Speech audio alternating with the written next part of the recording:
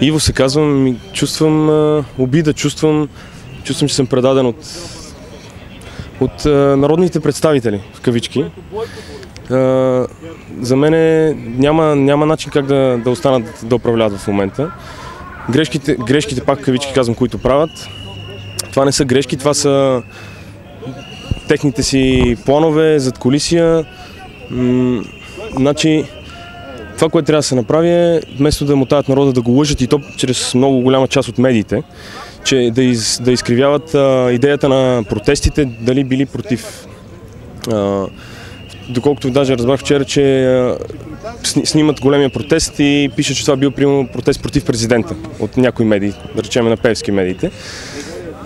Просто по най-бързия начин да не се мотаят да приемат необходимите промени в изборния кодекс, това, което трябва да се направи, за да се промени ситуацията в страната и начина на управление и да подават оставка. И това да стане в рамките на месец-два.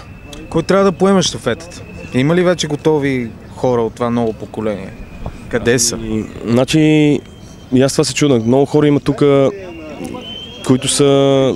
Не знам, защо никой не яхне... Не знам как протеста ли да яхне, просто нови лица. Има кой, но не знам защо хората не го правят. Кой ще поеме щафетата, не ми се иска да са... Аз не съм и за ГЕРБ, нали, аз съм против това правителство, което е тройна коалиция, най-ужасната, която се е случвала до сега според мене. Трябва дясното да се обедини според мене.